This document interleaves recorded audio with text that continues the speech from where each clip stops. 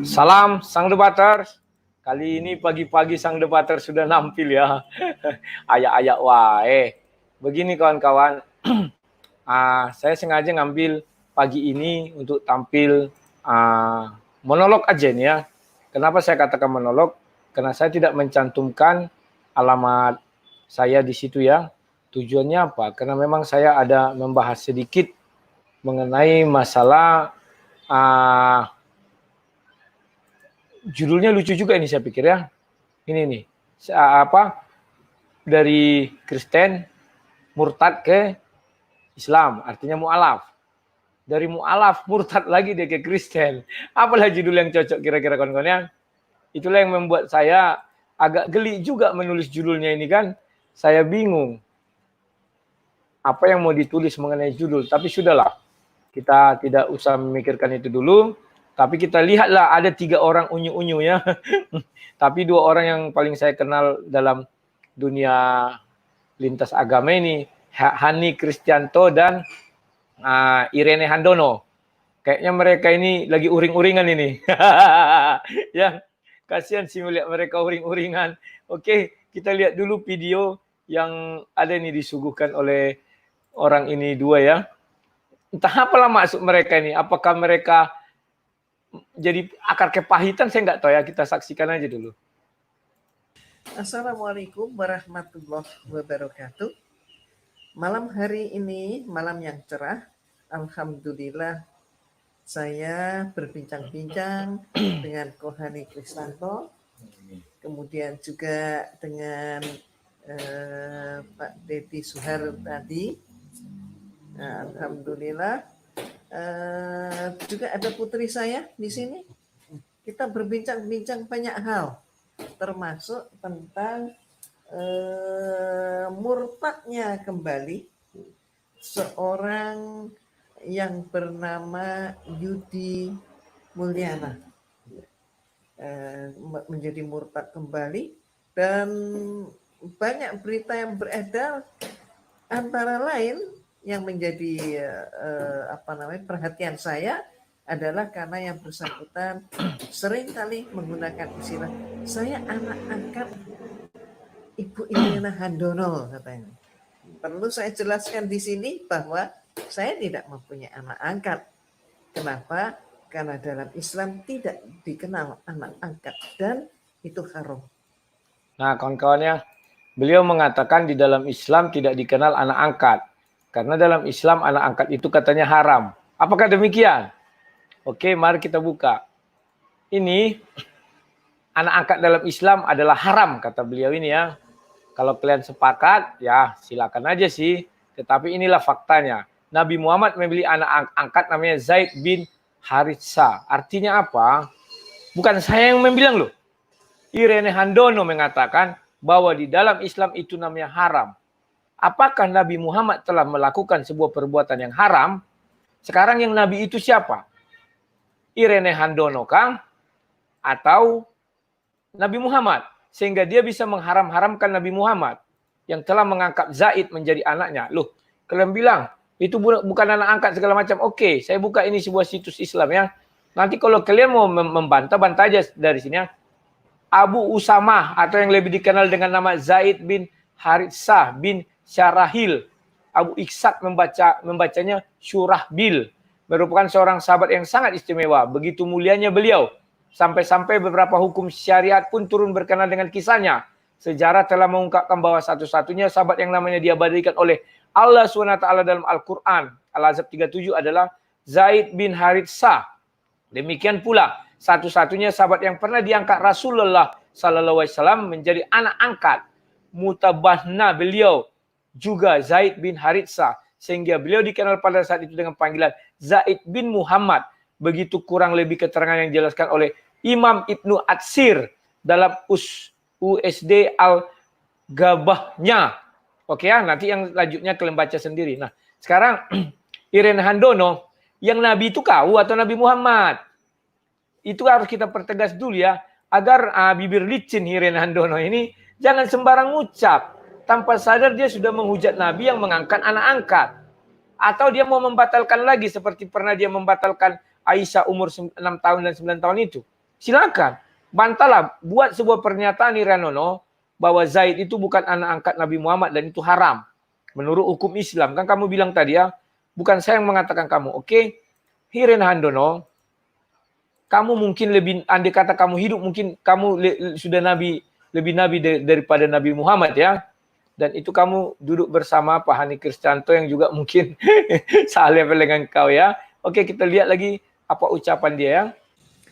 Bahwa kemudian saya dipanggil Umi, dipanggil Bunda, bahkan dipanggil dengan sebutan Mami, sebutan yang akrab, itu semua kebanyakan mu'alafah ya menyebut saya sebagai ibunya, Mami, sebagai ibu seiman dan seakidah, karena mereka banyak yang kehilangan ibunya, kasih sayang. Memang betul ketika termasuk saya juga panggil Mami. Sekarang ibu saya sudah baik, panggil Umi. Jadi ketika mualaf yang saya titipkan, kalau perempuan itu pasti saya titipkan ke Umi Irena, karena wanita harus dibina oleh wanita. Jika tidak terjadi kemaksiatan. Jadi banyak yang panggil Umi, Bunda, Mami, ya. Sebagai pengganti sementara lah. Dan Umi sendiri yang mengajarkan tetap baik sama orang tua, kembali ke orang tua. Masya Allah. Yang bukan mu'alafah aja, yang bukan mu'alafah juga ada majelis taklim itu mami. Iya. Alhamdulillah ini semakin menunjukkan bahwa dalam Islam itu kita memang benar-benar adalah satu keluarga. Iya, saling mencintai karena Allah. Alhamdulillah. Masya Allah. Jadi kita luruskan, di Yudi Mulyana ini saya sendiri yang bongkar, Allah yang bongkar, makarnya Allah lebih hebat dari makarnya Yudi. Bayangkan Umi piara kucing saja, kucingnya Umi tahu terima kasih. Binatang tahu balas budi. Yudi banyak dibantu oleh Umi, Anda tega menjahati Umi. Nah, perhatikan Hani Kristianto ini ya. Sekarang dia mengangkat Umi sekarang ya, mengangkat si Henry Handono. Dia menyamakan si Yudi ini dengan hewan. Kucing saja kan yang tahu berterima kasih. Inilah yang saya bilang, ibaratnya mualaf ini makan buah si malakama. Bukan tidak mungkin. Si Hani Kristianto satu saat kembali ke Kristen, dia pun dianggap hewan sama yang lain-lainnya. Betapa biadabnya kan ajaran ini. Ajaran orang-orang berdua ini. Saya bukan bilang ajaran agamanya loh. Ajaran orang ini berdua. Karena yang mengucapkan itu adalah si Hani Kristianto. Saya tidak pernah dengar itu dari ajaran Islam. Tidak ada seperti itu. Menyamakan manusia. Oh tunggu ya, ada juga dikutuk. Walaupun ada dikutuk. Dari babi, kera menjadi manusia. Si Hani Kristianto tidak ada haknya mengutuk. Ya kan, dia bukan Tuhan. Dia menyamakan si Yudi ini dengan hewan. Yudi, malang kali nasibmu. Makanya jangan kau tinggalkan Yesus. Yesus itu baik, Yudi.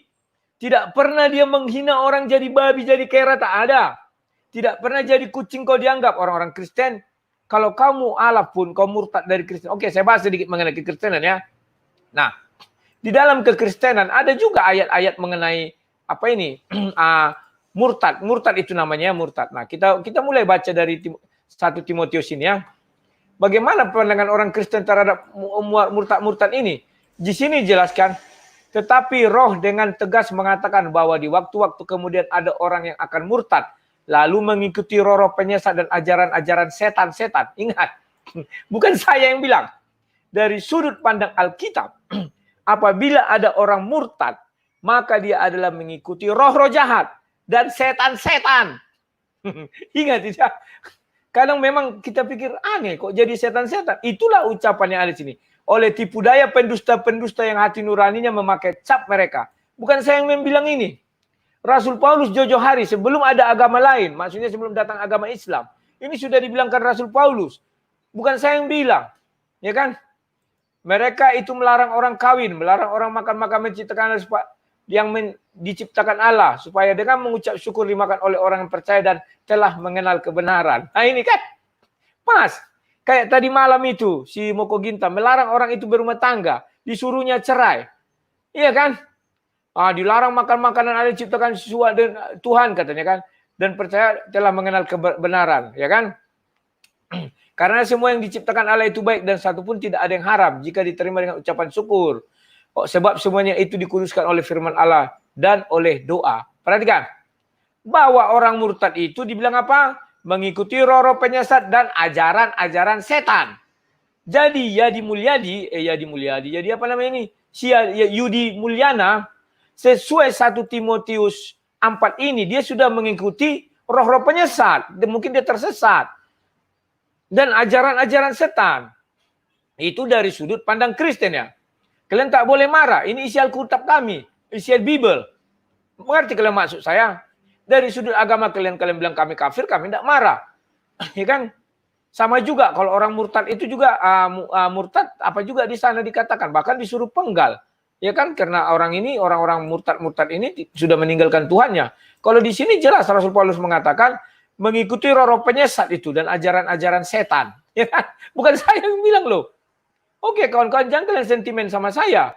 Alkitab kami mengatakan demikian. Kalau mau gugat dong Alkitab kami. Karena Yudi ini dulunya kan Kristen. Ya kan? Berarti dia sudah mengikuti ajaran setan. Menurut kitab suci kami. Oke, kita lanjutkan lagi.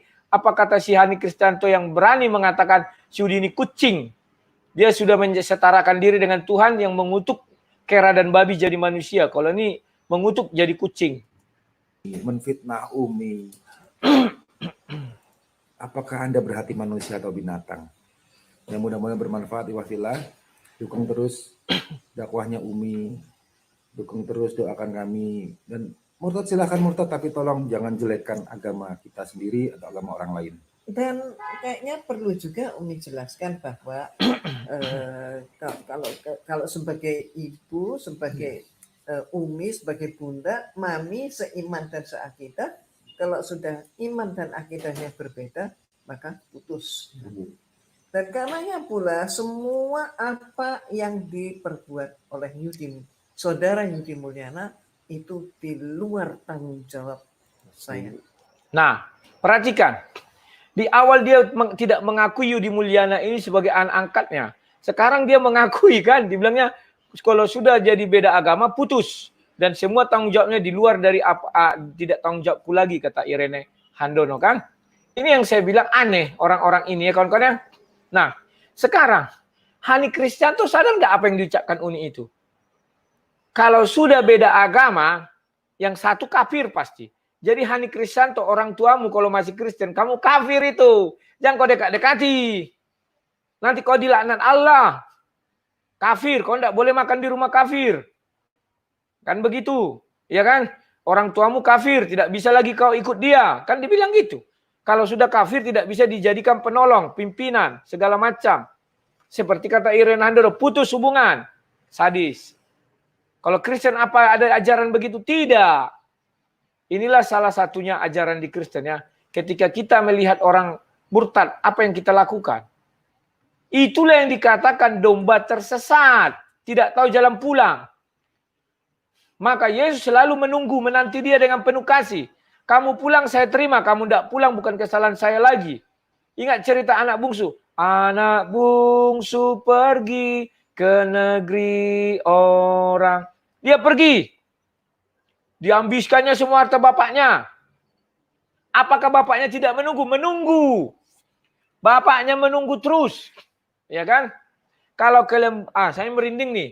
Kalau kalian baca ayat anak bungsu itu, hayati baik-baik, kalian bisa menangis loh. Sudah pergi dia, dijualnya semua harta bapaknya. Karena dia tidak percaya bahwa semua yang dimiliki bapaknya adalah milik dia. Setelah dia makan menjadi seperti babi, dia makan nasi babi, sudah menderita dia, pulang dia. Apakah bapaknya membenci? Tidak. Bedakan ya, inilah hebatnya ajaran Kristen. Tidak membenci. Masih jauh dia dilihat bapaknya, sudah disiapkan karpet merah, disiapkan cincin emas paling bagus, potong lembu, potong segala macamnya. Berpesta mereka. Itu bedanya. Ya. Tangannya terbuka menunggumu. Begitu dia datang, dirangkul bapaknya. Dikasih jubah, dikasih semuanya. Apa kata bapaknya? Semua milikku adalah milikmu. Nah, Orang-orang kayak siapa tadi nanti salah Yudi Mulyana ini ada tadi yang protes itu ya netizen, kok Yudi Mulyana, Yudi Mulyana ya kan. Nah, ketika dia terbisi ajaran setan-setan tadi, maka dia pergi kepada setan sesuai Timotius 4 ya. Bukan saya yang bilang, Timotius. Si bapak bagaimana? Menunggu. Dan dia kembali ke kawan-kawan. Apakah Yesus membuang dia? Tidak, Yesus merangkul dia. Ya. Oke, kita lihat dulu ada ayat ini, saya suka ini, ayat ini ya. Kita lihat apa sih bagaimana orang Kristen itu sebenarnya untuk melihat orang-orang yang sudah murtad ini nih, saya buka ayatnya. Ibrani 6 ya, Ibrani 6. Pasalnya ke-6. Namun yang murtad lagi, ingat. Artinya dia sudah pernah murtad. Ketika dia murtad, tangan Tuhan datang menyambut dia. Si bapak menyambut dia. Ya kan, anak bungsu pergi ke negeri seberang. Begitu datang dibawa pesta. Tetapi ingat, namun yang murtad lagi, dia tidak boleh murtad sekali lagi. Hanya sekali dikasih kesempatan oleh Tuhan untuk murtad. Tidak mungkin diperbarui sekali lagi sedemikian. Kalau sampai 2 kali dia murtad, tidak bisa diperbarui lagi. Sehingga mereka bertobat. Sebab mereka menyalibkan lagi anak Allah bagi diri mereka dan menghinanya di muka umum. Ingat ya. Jadi kalau dia murtad, siapa tadi namanya ini, Yudi Mulyana ini, dia murtad, kembali, diterima, dirangkul, dibuat karpet merah, dikasih cincin yang emas yang besar, dipotongkan lembu. Itulah yang terjadi di surga sana ya. Nah, tetapi apabila dia murtad lagi, artinya dia sudah menyalibkan Yesus lagi yang kedua kali dan sudah menghinanya di depan umum. Kalau yang seperti ini gimana? Sebab tanah yang mengisap air hujan yang sering turun di atasnya dan yang menghasilkan tumbuh-tumbuhan yang berbuah mereka mengerjakannya menerima berkat dari Allah. Tetapi jika tanah itu menghasilkan semak duri dan rumput duri, tidaklah ia berguna dan sudah dekat pada kutuk yang berakhir dengan pembakaran. Ingat, kawan-kawan, siapa yang murtad, kalian masih ditunggu Bapa. Ingat, masih ditunggu kalian kembali. Anak bungsu pergi ke negeri orang. Nah, ingat. Dia selalu menanti kalian. Bagi yang mu'alaf ini ya, yang dari Kristen ya, khususnya Kristen. Menurut kitab suci, Tuhan masih menunggu kalian. Dengan kasih. Bukan dengan yang lain-lain. Begitu kalian pulang, dibuat pesta yang mega sekali. Tetapi sekali lagi, jika kalian murtad 2 kali, itu tidak ada ampun lagi. Kalian akan dibakar katanya kan. Oke kawan-kawan paham apa yang saya maksud ya? Ini bukan ucapan saya tetapi saya ambil dari kitab suci.